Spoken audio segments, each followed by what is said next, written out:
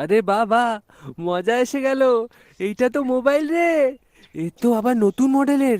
মজা এসে গেল। এরও মোবাইল তো কারোর কাছেই থাকবে না। সব বন্ধুদের সামনে দেখিয়ে ঘুরে বেড়াবো।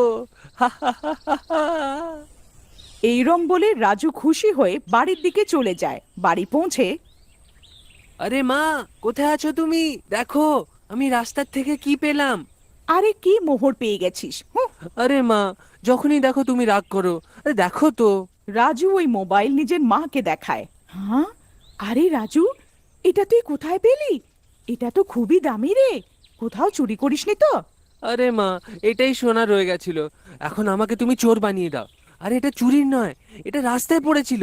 হুম, ওইসব তো ঠিক আছে, কিন্তু আমি তোকে রাস্তায় পড়ে থাকা জিনিস ওঠাতে বারণ করেছিলাম না?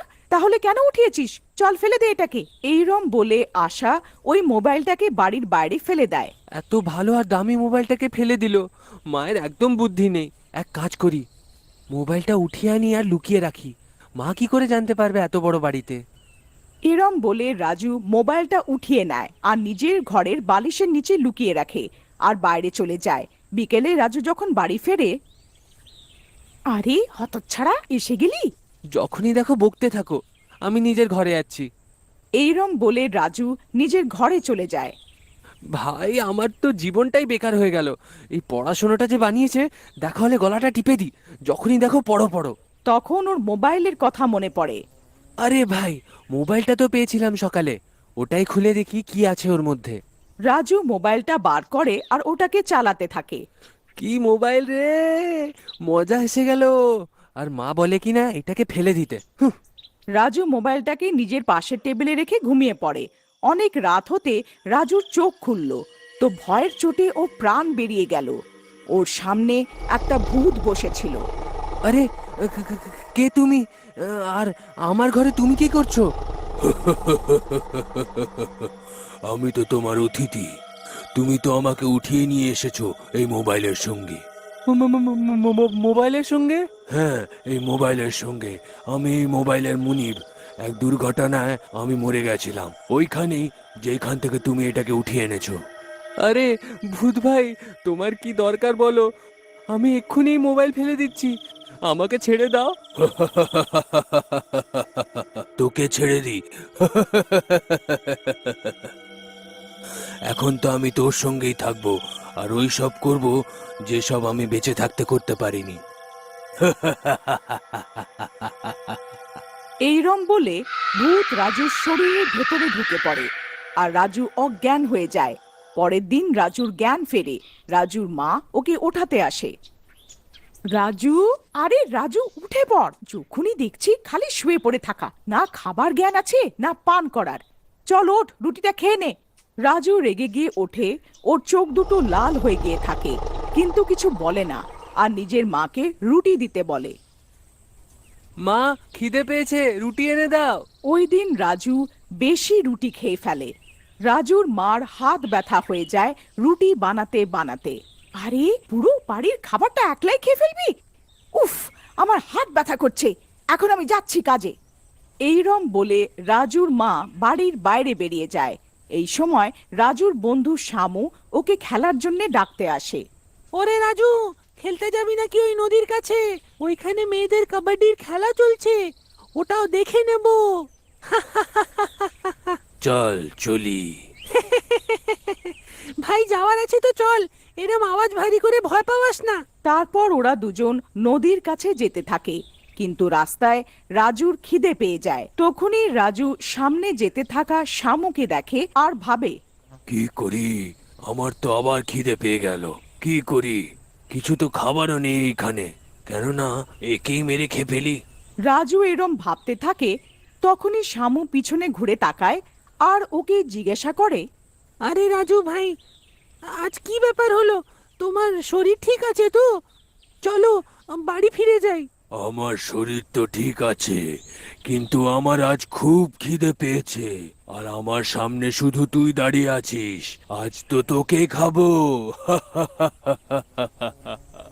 এইরম বলে রাজু নিজের রূপ বদলে নেয় আর দেখতেই দেখতে পুরো শয়তানে পরিণত হয়ে যায় আর শামুকে ধরে ফেলে। আরে, আরে, মরে গেলাম রে! এই কি হলো? এ তো ভূত, বাঁচাও বাঁচাও। কিন্তু রাজু ওকে ছাড়ে না আর ওর ঘাড়টা ধরে ওর রক্ত খেতে শুরু করে। এই মানুষের রক্ত অনেক সুস্বাদু, মজা এসে গেল। আর রাজু ওর রক্ত খেয়ে বাড়ি ফেরত আসে, আবার ঘুমিয়ে পড়ে।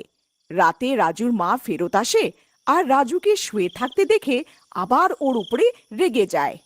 আরে হতচ্ছাড়া, এখন তো উঠে পড়, যখনই দেখো শুধু ঘুমাতে থাকে, সকালে শোয়া রাতে শোয়া, হায় রে আমার পোড়া কপাল।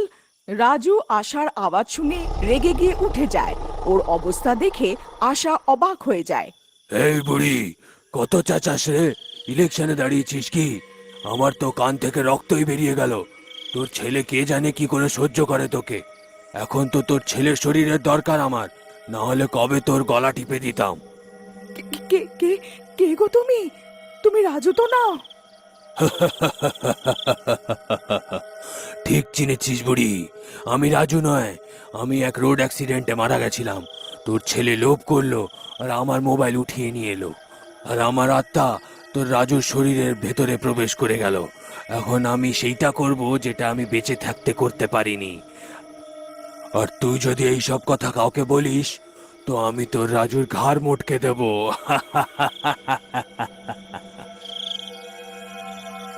না না, আমি কাউকে কিছু বলবো না, কিন্তু তুমি আমার ছেলেকে কিছু করবে না। ঠিক আছে বুড়ি, আমি রাজুকে কিছু করব না, কিন্তু আমার এখন অনেক খিদে পেয়েছে, আমি বাইরে যাচ্ছি। এইরম বলে রাজু বাড়ির থেকে বাইরে বেরিয়ে যায় আর রাস্তা দিয়ে যাওয়া এক লোককে ধরে ফেলে। এই দূরের যাত্রী, আমাকেও সঙ্গে নিয়ে নে। এইরম বলে রাজু ওই রাস্তা দিয়ে যেতে থাকা লোককে মেরে ফেলে আর রক্ত খেতে থাকে। রাজুর রক্ত খাবার অভ্যেস খুব হয়ে যায় আর ও প্রায় পথে যেতে থাকা লোকেদের মারতে থাকে। একদিন আশা রাজুর রক্তমাখা কাপড় দেখে ফেলে। তোর কাপড়ে এ রক্ত কিভাবে লেগেছে? তুই কি করিস রোজ রাতে বাইরে গিয়ে? হ্যাঁ,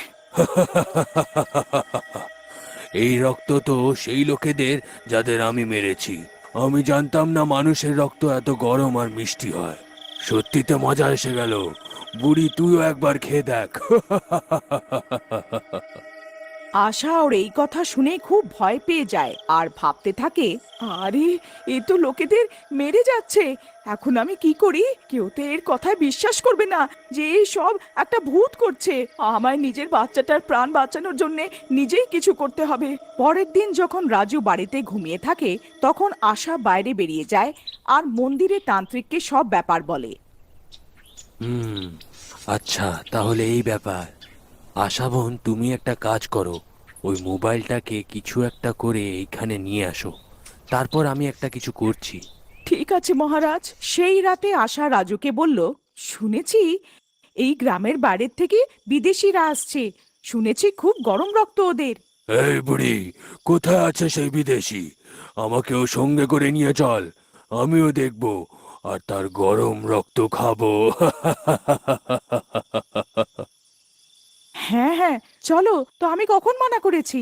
এই বলে আশা রাজুর ভেতরে থাকা শয়তানটাকে তান্ত্রিকের বাড়ি নিয়ে গেল। দুজন তান্ত্রিকের বাড়ি পৌঁছে যায়। এই বুড়ি, কোথায় আছে বিদেশি? এ আমার কোথায় নিয়ে এসেছিস?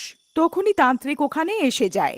আমি মশাই তোমার সেই বিদেশি, দয়া করে আপনি রাজুর শরীরটা ছেড়ে দিন। না হলে আমি আপনার এমন অবস্থা করব যে আপনি কনফিউজ হয়ে যাবেন রক্ত খাবো কোথায় থেকে আর বের করব কোথায় থেকে। এই বুড়ি, আমার সঙ্গে চলো না, আমি তোর আর এই তান্ত্রিকের দুজনের ঘাড় মটকে দেবো। এই বলে রাজু আশার দিকে এগিয়ে আসে, কিন্তু তান্ত্রিক মাঝে চলে আসে আর নিজের ত্রিশূল দিয়ে রাজুর ওপরে আক্রমণ করে দেয় আর রাজু পড়ে যায়। ওইদিকে আশা ওই মোবাইলটাকে তান্ত্রিককে দিয়ে দেয় আর তান্ত্রিক ওই মোবাইলটাকে নিজের জাদুই শক্তি দিয়ে পুড়িয়ে দেয় আর ওই মোবাইল পুড়তে থাকায় রাজুর শরীরও জ্বলতে থাকে। আরে তান্ত্রিক, এ কি করলি তুই? এই মোবাইলটাকে পুড়িয়ে দিলি, ছাড় আমাকে। আ! আ! আর কিছুক্ষণ পরে রাজু পুরোপুরি